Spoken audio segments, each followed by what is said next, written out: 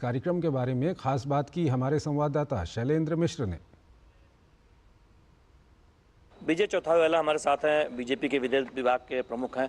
ये जो बैठक हुई इसमें हम देख रहे हैं कि 18 राजनीतिक दल 10 देशों से शामिल हुए। क्या बातचीत हुई, क्या इनके साथ आप लोगों ने साझा किया? ये भाजपा का ये पहली बार ऐसा, या मे भी भारत के इतिहास में भी ऐसे पहली बार हुआ है कि हमने इतने बड़ी मात्रा में विदेश के राजनीतिक दलों को हमारा कैंपेन दिखाने के लिए बुलाया है। तो ये 10 देशों से जो प्रतिनिधि आए थे उनके ये सब पॉलिटिकल पार्टीज के रिप्रेजेंटेटिव्स थे, इसलिए कई सारे उनके सवाल थे, उसका जवाब देने का हमने प्रयास किया कि जैसे भाजपा टेक्नोलॉजी का कैसा उपयोग करती है, सोशल मीडिया का कैसा इस्तेमाल करती है। तो हमने उनको नमो ऐप का डेमोन्स्ट्रेशन दिखाया। फिर इलेक्शन कंडक्ट करने के लिए जो रूल्स है उसके बारे में कई सारे सवाल थे, तो इलेक्शन कमीशन का role, model code of conduct के बारे में हमने इन्फॉर्मेशन दी। मैनिफेस्टो के बारे में श्री अश्विनी वैष्णव जी ने कई सारे नए पहलू बताए कि कैसे हमने इतने सारे लाखों जो सजेशंस आए उसका कैसा हमने एनालिसिस किया और क्या क्या मुद्दे हम प्रॉमिस कर रहे हैं अपने मैनिफेस्टो में। कहाँ कहाँ जाएंगे लोग, क्योंकि देश भर का अभी यहाँ से आज जो सभी लोग आए हैं 21-22 लोग, वे सभी लोग 3 ग्रुप्स में बांटे जाएंगे। एक ग्रुप जाएगा अहमदाबाद, एक ग्रुप जाएगा रायपुर, एक ग्रुप जाएगा भोपाल। प्रधानमंत्री की रैली कोइंसिडेंटली कल आणंद में है, गुजरात में, तो अहमदाबाद में जो ग्रुप जा रहा है वो आणंद की रैली देखने के लिए भी जाएगा। कई लोग अभिभूत दिखे भारत में जो विकास हो रहा है। अब भारत में जो विकास की प्रक्रिया 10 सालों में हुई है, प्रधानमंत्री नरेंद्र मोदी की तारीफ करते दिखे बातचीत में। क्या वो कह रहे थे देश के विकास के बारे में? हमारे मैनिफेस्टो में हमने हमारे 10 साल का जो परफॉर्मेंस वो दिया, तो उसके कारण उनको लगता है कि वे एक क्रेडिबल गवर्नमेंट है, ये जो कहती है वो करती है, और यही एक ओवरऑल मैसेज उन्होंने दिया है। 10 देशों के जो राजनीतिक दलों के प्रतिनिधि हैं, 18 राजनीतिक दलों के प्रतिनिधि, वो भाजपा कार्यालय आए थे। बीजेपी के राष्ट्रीय अध्यक्ष जेपी नड्डा, विदेश मंत्री एस जयशंकर, केंद्रीय मंत्री अश्विनी वैष्णव ने बताया किस तरह से भारत में जो पूरी चुनाव की प्रक्रिया आगे बढ़ रही है। बीजेपी को जानो कार्यक्रम के तहत इस बैठक का आयोजन दिल्ली के केंद्रीय मुख्यालय में किया गया था। कैमरामैन शारदा के साथ शैलेंद्र मिश्र, डीडी न्यूज, दिल्ली। राजधानी दिल्ली में कुल 7 लोकसभा सीट हैं, जिसमें से नई दिल्ली लोकसभा सीट देश की सबसे हाई प्रोफाइल सीट मानी जाती है। दिल्ली में 25 मई को मतदान होना है। इस बार नई दिल्ली सीट से लोकसभा चुनाव में मुकाबला इंडी गठबंधन से आम आदमी पार्टी और भाजपा के बीच है। दोनों पार्टी लगातार जनता के बीच जा रही हैं और चुनावी वायदे कर रही हैं। आम आदमी पार्टी के प्रत्याशी सोमनाथ भारती से चुनावी मुद्दों को लेकर खास बातचीत की डीडी न्यूज संवाददाता सुयश शर्मा ने। नई दिल्ली लोकसभा सीट की बात करें तो ये सीट हमेशा से ही हाई प्रोफाइल सीट की श्रेणी में आई है। इस सीट पर इस बार बीजेपी ने बांसुरी स्वराज को खड़ा किया है। वहीं अगर इंडिया गठबंधन से बात करें आम आदमी पार्टी और कांग्रेस की, तो उन्होंने सोमनाथ भारती जी को खड़ा किया है।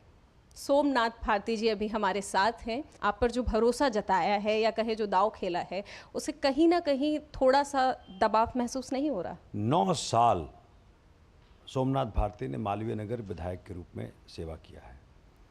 तीनों बार जीतने का मार्जिन जनता ने बढ़ा के दिया है। पहली बार 8,000 का दिया, दूसरी बार 16,000 का दिया, तीसरी बार 19,200 का दिया और चौथी बार जनता ने कमाल कर दिया।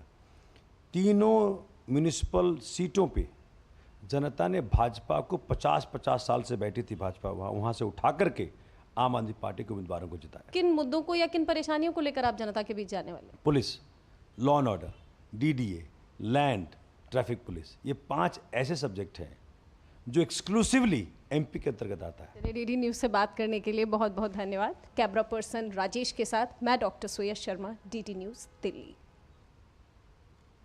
राष्ट्रपति द्रौपदी मुर्मू अयोध्या के दौरे पर हैं। वहां पहुंचकर उन्होंने प्रचलित प्रथा के अनुसार राम मंदिर जाने से पहले भगवान हनुमान के दर्शन किए। उन्होंने सबसे पहले सिद्धपीठ श्री हनुमानगढ़ी के दर्शन कर पूजा अर्चना की।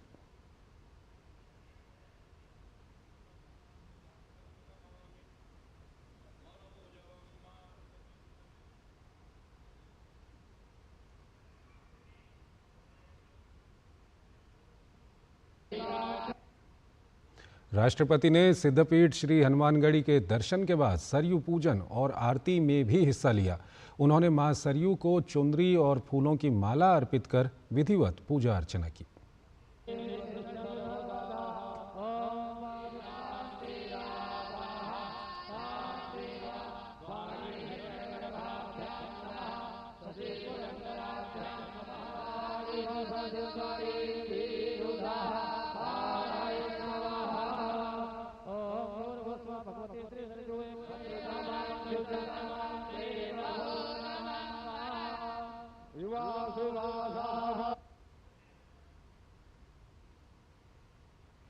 राष्ट्रपति देर शाम रामलला मंदिर पहुंचे। श्री राम मंदिर पहुंचकर उन्होंने श्रद्धापूर्वक प्रभु श्री राम का दर्शन व पूजन किया।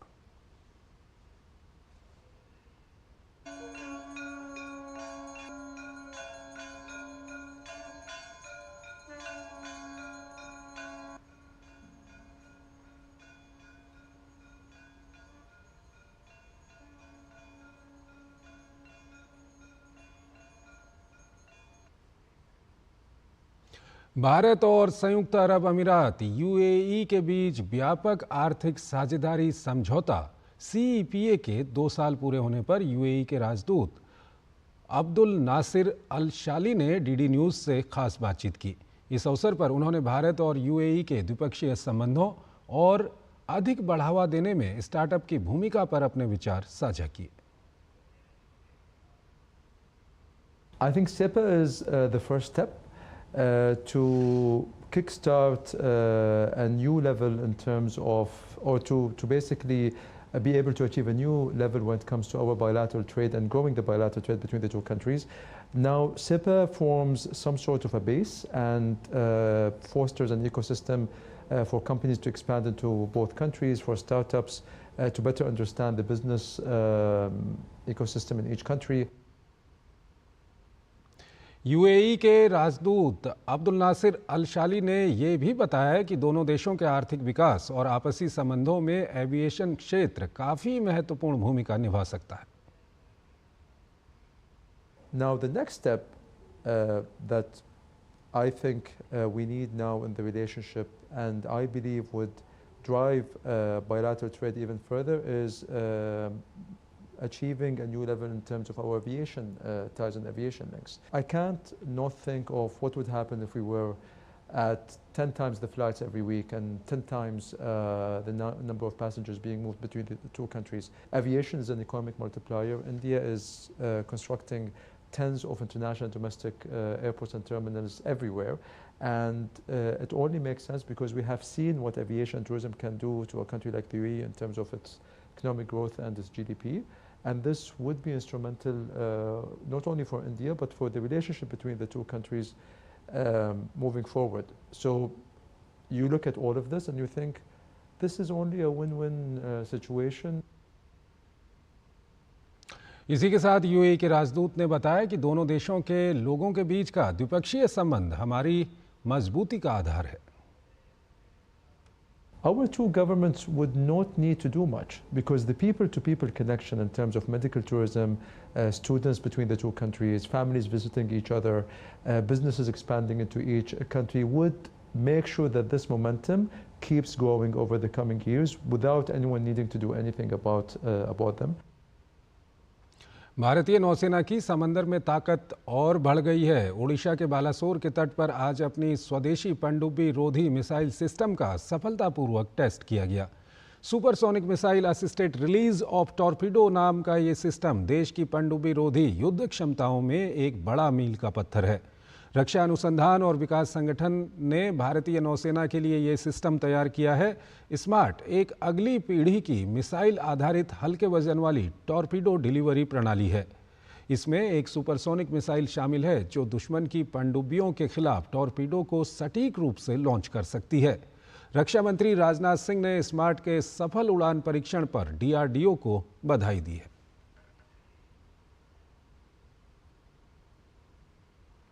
हर साल 1 मई को अंतर्राष्ट्रीय मजदूर दिवस के रूप में मनाया जाता है। अंतर्राष्ट्रीय मजदूर दिवस की शुरुआत 1 मई 1886 को अमेरिका में हुई थी। मई दिवस के अवसर पर हमारी संवाददाता सुबीना रॉय ने असम चाय मजदूर संघ के सचिव लोकेश्वर तांती और अध्यक्ष बिटू गोगोई से बात की। आसाम में जो कि 200 साल पूरे करने वाली है चाय के इंडस्ट्री में, तो यहाँ पे जो है चाय कर्मचारियों की जो कितना इम्पोर्टेंस है हमारे इस आसाम के चाय बगीचे के लिए। हम 200 साल से हम यहाँ जुड़े हुए हैं। हमारे जो बुजुर्ग लोग थे, हमारे फोर फादर लोग थे, वो लोग आए थे भारत का दूसरे प्रांत से आए थे और यहाँ ये लोग काम करने के लिए आए हैं। तो जैसा वो लोग आए हैं और वैसे ही हम लोग को यहाँ छोड़ गए हैं। अभी भी हम लोग चाय बागान में जुड़े हैं, चाय बागान में काम करते हैं। लेकिन यही दुख का बात है, क्या 200 साल चाय बागान का हो गया, लेकिन चाय पेड़ तो बहुत बड़ा हो गया, लेकिन हमारी चाय बागान में काम करने वाला जो हमारे श्रमिक और कर्मचारी भाई बहन लोग हैं, वो लोग जहाँ का आदमी वहाँ रहे। प्रॉब्लम तो बहुत ज़्यादा है। अभी देखिए जो महंगाई का दिन है, अभी महंगाई का जो दिन है, उस टाइम में हम लोग का कर्मचारी लोग को जितना आपको उनको पेमेंट मिलना चाहिए था वो नहीं मिल पा रहा है, क्योंकि हम लोग को सैलरी बहुत कम है। तो अभी जो महंगाई का ज़माना है, हम लोग मतलब ताल मिला के चलने के लिए मुश्किल हो रहा है। तो और बहुत कुछ ऐसे है, हम लोग को मतलब अपग्रेडेशन का प्रॉब्लम है, मैनेजमेंट के साथ हम लोग ताल मिलने का प्रॉब्लम है। और कंपनी के जो अभी कंपनी लोग बोलता है कि हम लोग का चाय का अभी मतलब मार्केट ठीक नहीं है। जैसे हम लोगों ने बात किया कर्मचारी और मजदूर संघ से, तो जो उनका कहना है कि टी गार्डन्स, असम के जो टी गार्डन्स है जो कि 200 साल से भी ज़्यादा पुराने हैं, उनका अपग्रेडेशन की ज़रूरत है ताकि वो अपकमिंग जो टेक्नोलॉजी है उसके साथ आगे बढ़े। डीडी डिब्रूगढ़ टीम के साथ Subina Roy, DD News. Supreme Court के रजिस्ट्रार ने 2G स्पेक्ट्रम मामले में 2012 के फैसले पर स्पष्टीकरण मांगने वाली केंद्र सरकार की याचिका स्वीकार करने से इनकार कर दिया। सरकार ने स्पष्टीकरण मांगा था कि फैसले के मुताबिक विशेष परिस्थितियों में सार्वजनिक नीलामी के अलावा दूसरे तरीकों से स्पेक्ट्रम के आवंटन पर रोक नहीं है। रजिस्ट्रार ने कहा कि स्पष्टीकरण मांगना 2012 के फैसले की समीक्षा के जैसा होगा। सुप्रीम कोर्ट के नियमों के अनुसार 15 दिनों के भीतर रजिस्ट्रार कोर्ट के आदेश के खिलाफ कोर्ट में अपील की जा सकती है। दिल्ली की पटियाला हाउस कोर्ट ने न्यूज़ क्लिक के संस्थापक और प्रधान संपादक प्रवीर पुरकायस्थ के खिलाफ दायर दिल्ली पुलिस की पहली चार्जशीट पर संज्ञान लिया। याचिका में आरोप लगाया गया कि समाचार पोर्टल ने चीन समर्थक प्रचार फैलाने के लिए पैसे लिए थे। दिल्ली पुलिस की स्पेशल सेल ने 30 मार्च को गैर कानूनी गतिविधियां रोकथाम अधिनियम UAPA के प्रावधानों के खिलाफ 9000 से अधिक पन्नों की चार्जशीट दायर की थी। पटियाला हाउस कोर्ट की अतिरिक्त सत्र न्यायाधीश हरदीप कौर ने कहा कि मामले में आरोपी के खिलाफ पर्याप्त सबूत हैं और अभियोजन पक्ष को आरोप पत्र की एक प्रति पुरकायस्थ को देने का आदेश दिया। इस मामले में आरोप तय करने पर बहस के लिए 31 मई की तारीख तय की गई है।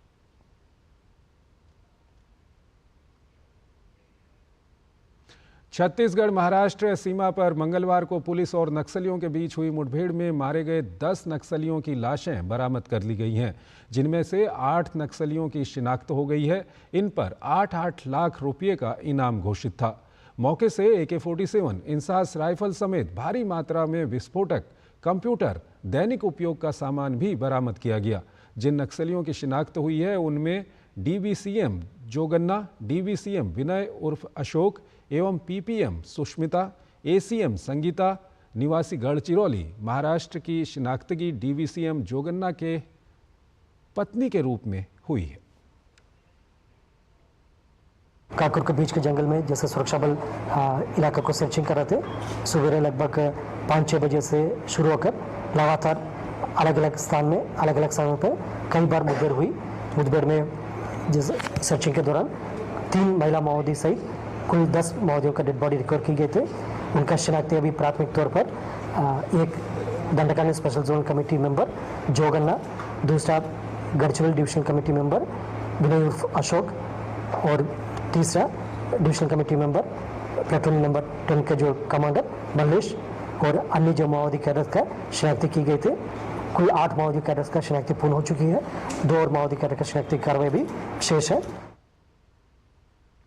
देश में कोविड वैक्सीन चर्चा का विषय बनी हुई है। लोगों में वैक्सीन को लेकर कई भ्रांतियां फैली हुई हैं।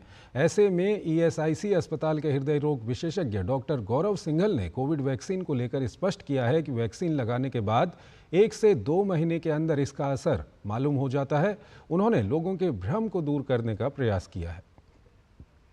कोविड वैक्सीन का जो इफेक्ट होता है वो विद इन 1 और 2 मंथ के लिए होता है और इतने साल बाद कोई कोविड वैक्सीन का इफेक्ट मेरे हिसाब से नहीं हो सकता। जो साइंस कहती है, माइक्रोबायोलॉजी कहती है कि जो वायरस की जो वैक्सीन हम लगाते हैं उसके इफेक्ट इतने समय तक नहीं परसिस्ट करते हैं।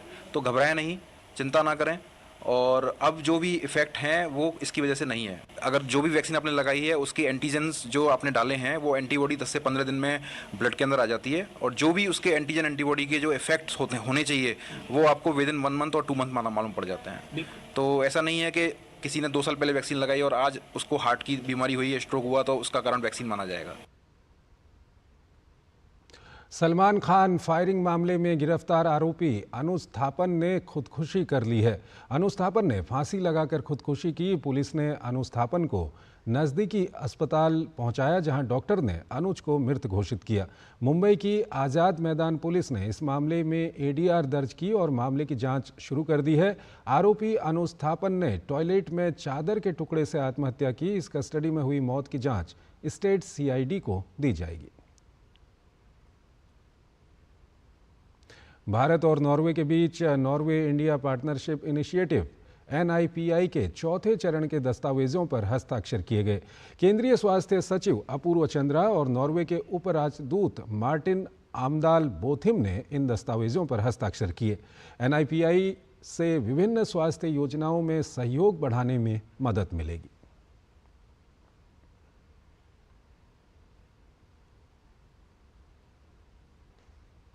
सरकार ने अप्रैल के GST कलेक्शन का डेटा सार्वजनिक कर दिया है। अप्रैल के महीने में GST कलेक्शन ने सारे रिकॉर्ड तोड़ दिए हैं। GST कलेक्शन में 12.4% का इजाफा देखने को मिला है। इस इजाफे के बाद अप्रैल का GST कलेक्शन 2.10 लाख करोड़ के पार पहुंच गया है।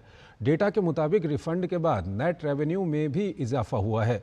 ये इजाफा करीब 17.1% का है।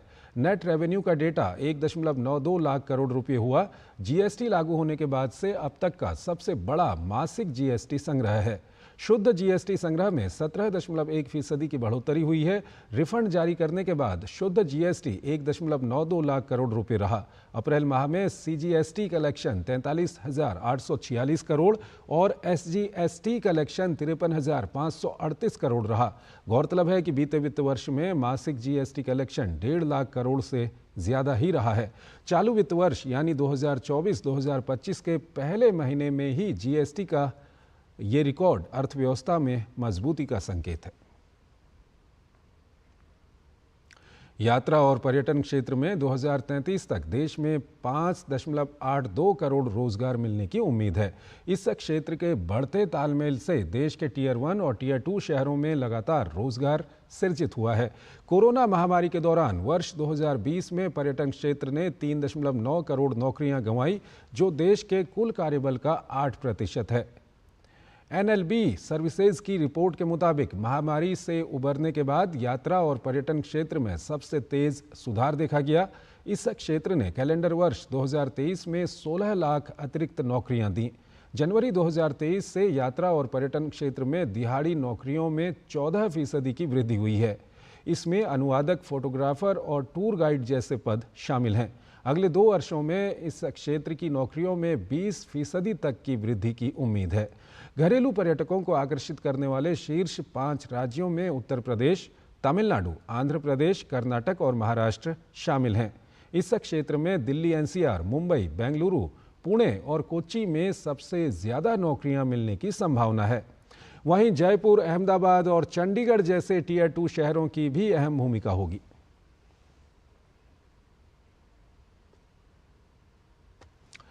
पूर्वोत्तर क्षेत्र विकास मंत्रालय ने महिला कर्मचारियों को आत्मरक्षा के प्रति जागरूक करने के लिए कार्यशाला का आयोजन किया। संयुक्त सचिव MDONER श्रीमती अनुराधा S चाकती की उपस्थिति में आयोजित इस सत्र में विज्ञान भवन एनेक्सी परिसर में तैनात CISF अधिकारियों ने भी हिस्सा लिया।